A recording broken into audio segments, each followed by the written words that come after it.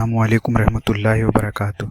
जैसा कि आप जानते हैं, मुफ्ती सलमान अज़हरी रिहा होने वाले हैं और बहुत जल्द ही उनको रिहा कर दिया जाएगा, क्योंकि पहले तो मुसलमान उनको सपोर्ट कर ही रहे थे और ज़मानत की मांग कर ही रहे थे और अल्लाह की बारगाह में दुआ भी कर रहे हैं। लेकिन हमारे कुछ हिंदू भाई भी हैं जो ट्वीट पर ट्वीट कर रहे हैं और मुफ्ती साहब की ज़मानत की मांग भी कर रहे हैं और ये भी कह रहे हैं कि वो बिल्कुल निर्दोष हैं, क्योंकि उसने किसी कौम को टारगेट नहीं किया। एक हमारे हिंदू भाई हैं, इन्होंने मेरा दिल ही जीत लिया, क्योंकि इन्होंने पूरा चिट्ठा खोल कर रख दिया है कि किस तरह उन्हें फंसाया गया है, किस तरह उनको यहाँ तक लाया गया है।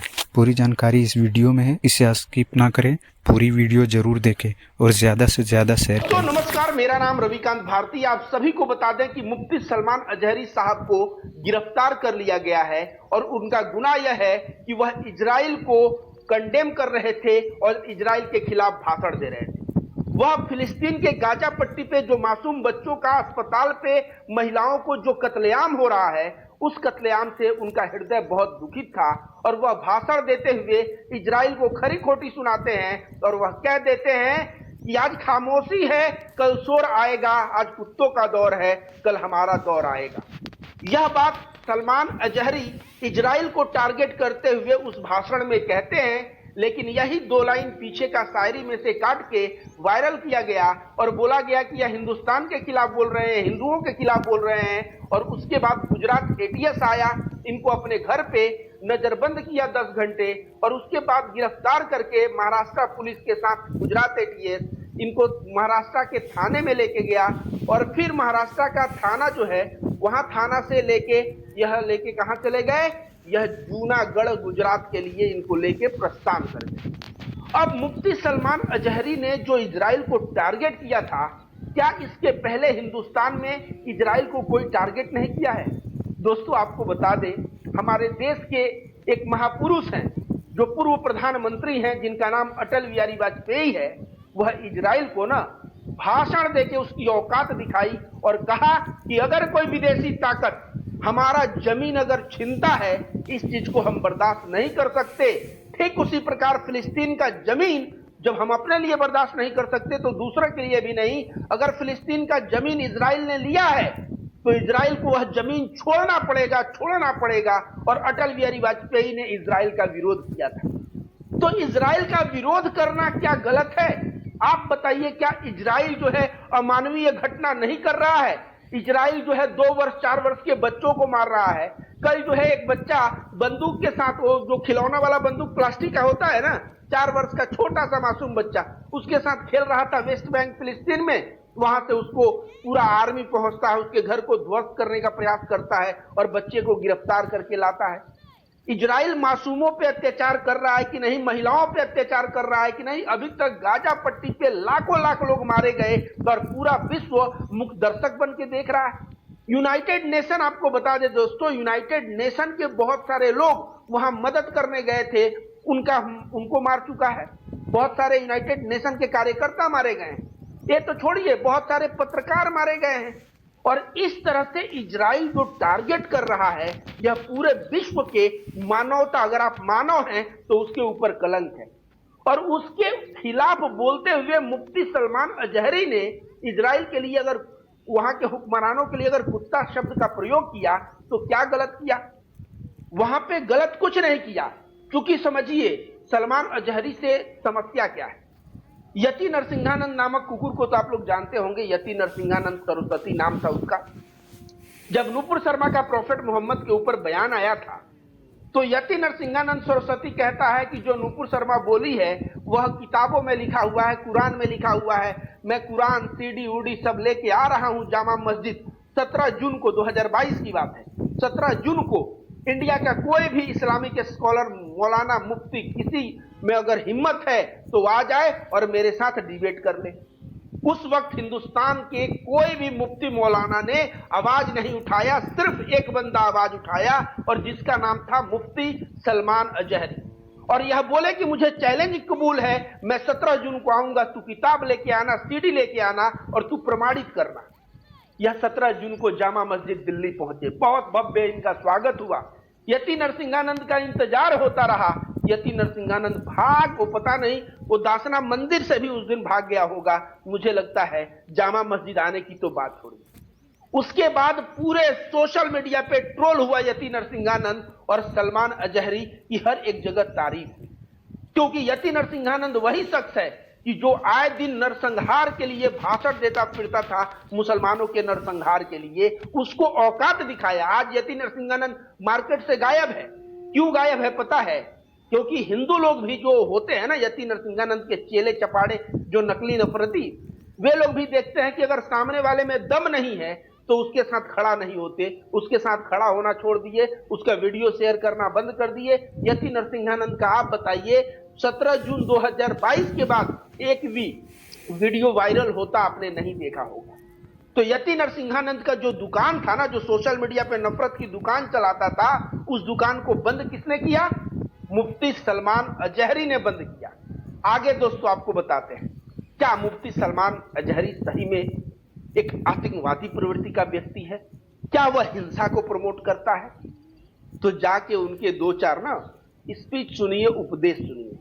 मोहम्मद साहब के जिंदगी से अच्छाइयों को खोज खोज के वह बताते हैं कि प्रॉफेट मोहम्मद साहब ऐसे थे, वैसे थे, ये थे, वो थे। आप भी दूसरे का सेवा करिए, दूसरों के लिए जिए, अगर पड़ोसी भूखा रहे तो उसको खाना खिलाइए, अपने लिए क्या जीना। और इस तरह जो है प्रॉफेट मोहम्मद के मार्ग पे चल के पूरे मानवता की सेवा करने की बात ये करते हैं। जैसे मुफ्ती सलमान अजहरी साहब को मैं कह दूं, जो सुन रहे हैं लोग, जैसे हिंदू धर्म में कोई साधु सन्यासी होता है ना, अब नकली ढोंगी साधु की बात मैं नहीं कर रहा हूं, जो असली साधु जैसे देवरावा बाबा थे, त्रैलंग स्वामी 280 वर्ष तक जिए थे, वह बनारस में चलते थे तो उनको कहा जाता था साक्षात भगवान शिव हैं। इस तरह त्रैलंग स्वामी, योगानंद थे, युक्तेश्वर गिरी थे, लहरी महाराज थे, अभी अड़गरानंद महाराज जी जो छत्तीसगढ़ मिर्जापुर में हैं। ऐसे बाबा जो हिंदू धर्म में जो असली बाबा है ना, वे लोग भी जहां भी मानवता का हनन होता है, मानवता के ऊपर कोई अत्याचार होता है, उसके ऊपर बोलते हैं कि यह गलत हो रहा है और प्रेम सद्भाव को प्रमोट करते हैं।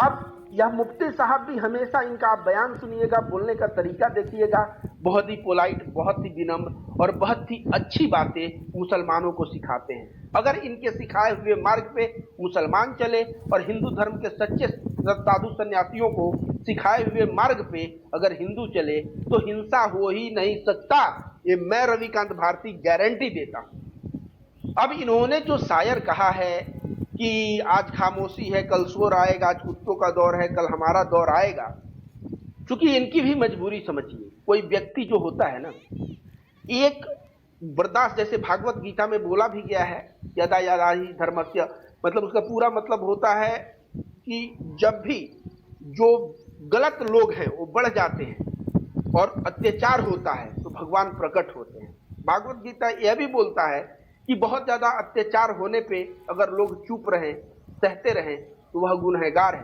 तो ये भी यहाँ पे जो ये बात बोले, ये जो मासूमों के साथ फिलिस्तीन के अत्याचार हो रहा है, उस वक्त यह अपना आपा खो बैठे और इजराइल को टारगेट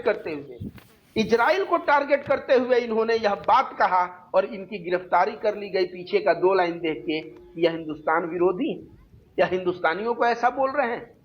तो मैं यही कहूंगा कि अगर इतिहास खंगालोगे तो पाओगे कि अटल बिहारी वाजपेयी भी, उन्होंने भी इजराइल को कहा था कि इजराइल की हिम्मत नहीं है तो फिलिस्तीन की जमीन को रखे, उसको छोड़ना होगा, और वो भी ललकार के बोला था।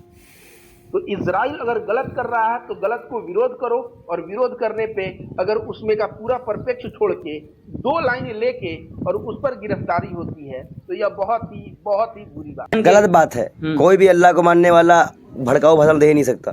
हमारे हुजूर साहब नबी साहब ने जी कभी गर्दन काट के इस्लाम नहीं फैलाया है, मोहब्बत और प्यार से फैलाया। उनकी जो बातें पढ़ेगा वो प्यार करेगा, नफरत कभी करेगा ही नहीं। अगर मान लो मुसलमान आतंकवादी होते तो हमें क्यों नहीं मार रहे हैं, और भी हमारे लोग हमारा क्यों नहीं मार रहे हैं? गलत बात, हमें भी गिरफ्तार कर लो। अच्छा, आप भी गिरफ्तार के लिए तैयार हैं? हमें भी गिरफ्तार कर लो। कौन कहाँ आना है?